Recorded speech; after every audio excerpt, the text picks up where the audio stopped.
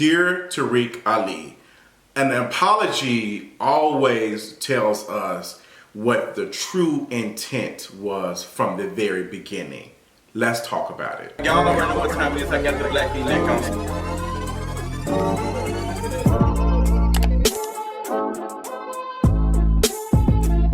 So what's going on, you all? Girl, it has been a lot of conversations about colorism, all on Twitter, all on TikTok, all of the things.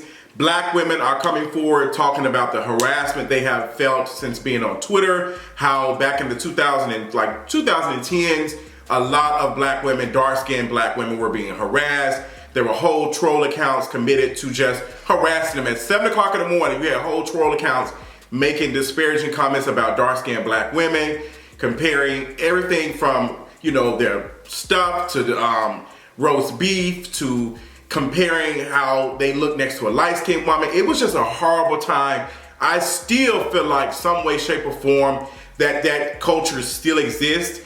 It's just different, and people try to hide it. But we're going to talk about it. We're going to talk about Tarek Ali's apology and his colorist tweets. We're going to get into some things, so come on, let's get into it. So Tarek Ali is an influencer, YouTuber, and is very intelligent. He's been able to grow his platform and do a lot of things, not just YouTube, but he's been doing speaking engagements. He does a lot of health and wellness content and stuff, and people like him. So back in 2020, he had some tweets that surfaced, and you know, folks had saw a lot of colorism, a lot of jokes about domestic violence, a lot of jokes about RAPE.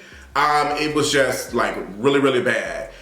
He did offer an apology for it. I think that video is now deleted. And you know, some time went back, and now we are in 2023, and the conversation is reemerging.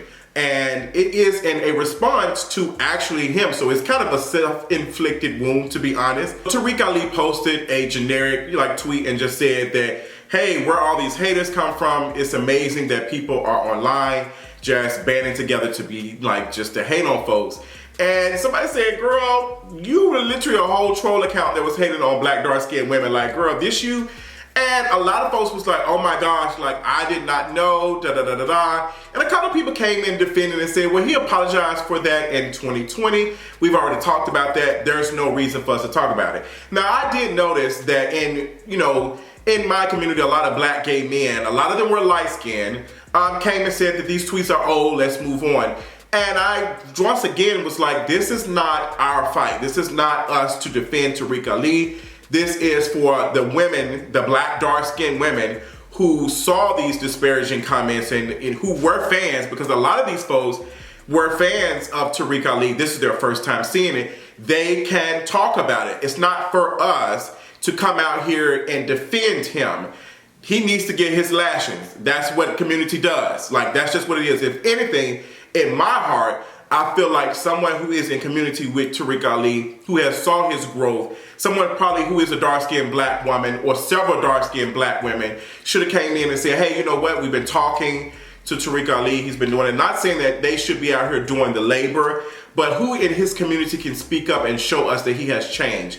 And also, Tarek Ali originally was called out for this back in 2020, but there was no comment or any type of commentary about this throughout his YouTube career or his time being an influencer, especially doing content around health and wellness and all the other stuff and positive mind and all of that. I've always believed if you are going to be a content creator and you're going to talk about said subjects and stuff, you need to talk about yourself too. What have you grown? What have you done? Because it's easy to get in front of this camera and da-da-da-da-da. It's easy to do that. Trust me, as someone who's been doing this 10 plus years, I get it. For those who've been following me since 2011, remember the Hollister eyebrows. Remember my Bring It reviews. Remember me doing Real Housewives of Atlanta and stuff. They, a lot of folks can say that I have said some real crazy stuff back in the day, some disparaging stuff. Colorism was not really, it was not something that I went through as a dark-skinned black gay man. I definitely recognize colorism. My mother is dark-skinned. She talked to me about her experiences being a dark-skinned woman, and also being, dealing with colorism internally in the family. So I definitely got that, and I definitely understood the colorism that I was faced compared to my brother who was lighter skinned and had straight hair. So colorism I never really suffered that much from internalized like colorism, but I definitely suffered from other things. And I don't believe in there's a phase, because not everybody was colorist, not everybody was anti-black, but anti-blackness is global. White supremacy is everywhere. It's in all of our things. It surrounds us. So I understand when people say, hey, these are things that I was taught and all this other stuff, but you were also harming other people. Now to the criticism of Tarek, like being 14, 15, 16, whatever age he was doing this, doesn't really hold weight, because while Tarek Ali was 15, 16 posting this type of stuff, we don't know how he was treating dark-skinned black girls that he was in school with, he was in, in community with. We don't know that. We don't know that. And if we're going to be honest, that is like a version of bullying. If a person was bullying folks online and stuff, they more than likely was doing that, in the classroom and other stuff too. Like, I couldn't imagine being a teenager around this time of social media and have to deal with bullying online and in the classroom. It would just be too much. That's why we probably have seen actually suicide rates jump up with young folks, because they are constantly seeing bad stuff like this. Not just this, but also critiquing their bodies, critiquing their looks, because of them being taught what is desired, what is beauty. So that's a conversation. I really don't like when people act as if, because that's what you're seeing right now on Twitter, as people act as if colorism is just a thing that exists in the bedroom. It's who you date, it's your preference. But we know how anti-blackness works. We know how colorism works. And we know that systematically it oppresses those who have these experiences. So dark-skinned folks are more likely to be in prison. Dark-skinned people are more than likely to be homeless, denied resources, all of that. Desirability is just not in the bedroom. It's just not. And I really, that's why I have these books up here. They ain't up here just because. My friend wrote a whole book about desirability. Please check it out. Belly of the Beast by Deshaun Harrison. A good read. They even have an audiobook on it. So for people to come out and act as if Tarek Ali was not doing any harm, is colorism working itself? Because now you all want to defend him and his colorist tweets, and you're not even dark-skinned. You're not even a dark-skinned woman. You want to defend him because you don't want to see someone who is as desired as Tarek Ali be quote-unquote punished. But I don't look at this as punishment, because Tarek Ali hasn't lost any brand deals, as we all know, like we see right now. We've only seen conversations, people who were fans and said, I never knew. And we saw Tarek's apology. Now let's go back, because like I said earlier, this was a self-inflicted wound. When Tarek Ali said that, people posted his old, conversations and stuff, all the stuff he was saying on Twitter, and people started to think about Chef Way. Chef Way was the colorist, the anti-black misogynist who was just disparaging black women online all the time, like dragging dark-skinned black women all the time. So it's just like, we just, saw that this man is a district, he works at a district attorney's office in Texas, and he is responsible for prosecuting like people. So this person's ideology is in his head. How do you think that affects who cases he takes, who cases he doesn't, who he sees as guilty, who he doesn't? Come on now, let's be honest. Like, you all think that just because someone doesn't find someone attractive and stuff, that just, no. How many times have we seen people excuse someone's behavior because they are desirable? I keep seeing pretty privilege. I want y'all to leave that shit in 2020. Like, leave that somewhere else. We are not using pretty privilege, because I think that there are folks who are undesirable, are beautiful. So there's no privilege that comes with that. There's capital that comes with being desired. Whole book that talks about that, once again, Belly of the Beast by Deshaun Harrison, and other books up here that talk about the same thing. Like, we have to do more work unpacking. Why is it that we want to protect someone like Tarek Ali? We would not be doing the same for someone else. I have experienced the same thing. I'm not out here getting defended or being protected when there's something like when my body is being dissected and whole things about it.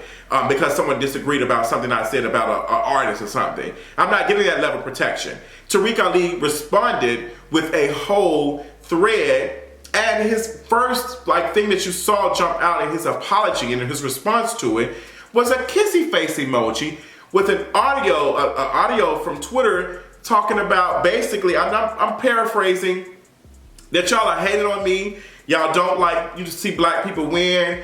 I didn't create colorism, therefore I can't be, completely at fault for this, and I've already talked about this. Now, this is someone who talks about the importance of mental health and all this other things, so you would think they would know how to craft a better apology. Also, Tariq Ali has whole resources at his feet that he can use. I'm pretty sure he has a manager, he has a PR person or something he can speak to. He is friends with a lot of folks who are very influential influencers. I'm pretty sure he can have a conversation, how do I handle this? But a lot of y'all do not believe in handling situations by talking about it and being accountable. You all just wanted to blow over. So now he's deleted this audio thread, and honestly, I want y'all to hear it. Good morning, beautiful people. So I don't have much to say because I just don't. I'm not going to do this every single time. Every single time, people see you doing well, or any black people doing well, they do this thing where they try to pull you down or bring up your past. Especially for me, this, I was a child, and a literal child. And I just want to remind you that I didn't create anything, okay? I didn't create colorism, racism, or anything. I'm a product of my environment. And if you want to make it seem like I created this and I was the only person participating in this, no, I was listening to the same music, light skin, red bone, watching the same movies and experiencing the same lives as all of you. So if you want to point it out at me so that you can feel like a better person, because I'm the only person, literally a child, I'm the only person. We all talk like this. We all participated, and it's still a thing. So, hey, I could be the scapegoat, but don't make it seem like I started this healing thing after, okay? I've been doing my work for 10 years and literally talked on my channel, even in my Calvin Klein sponsored campaign. I said I hated my blackness and I had to do a lot of work to love it. I shared this. This was literally my words. And then people that didn't like me made it seem like I was trying to hide it. I literally have been talking about this in my work for 10 years. That's why I'm a healer.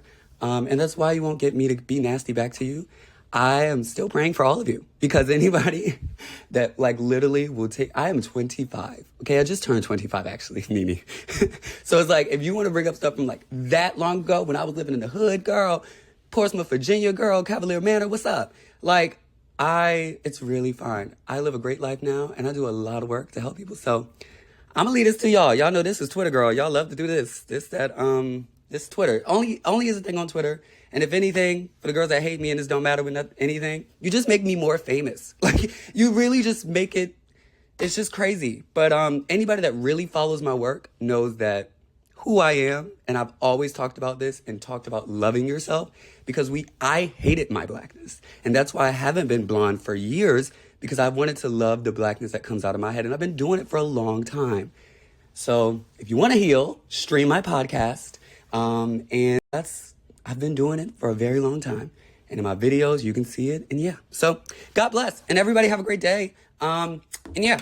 Not one time did he take any accountability. It was just kind of I talked about that. And that's not how it works. I'll take me for an example. During this conversation, the girls was getting out. It's a whole Twitter account exposing black gays for being colorist on Twitter. And the girls is just finding their own ear about it. I don't think it's no issue. There was a tweet that I tweeted back in, I think, 2014, 2015, that one of my friends had let me know after somebody had posted and said, well, Justin said, black B, breath stank next to me. So I want you all to do this exercise with me right now, because I've been thinking about this all day. I want you to close your eyes right now. And I want to say, I'm going to say this stuff, and I want you to tell me right in the comments what you think of immediately when I say that. She's a pretty girl. What do you think immediately? Write in the comments. Oh, he's a pretty boy. What do you think the complexion of the person when I say she's a pretty girl? She's a pretty girl. Oh, he's a pretty boy. What is the complexion that you see? What is the complexion you automatically see when you think of that? Now, I'm going to use my old tweet that was referenced. this black bee next to me breath stink. That's something I tweeted back in 2015. What automatically jumps out to you?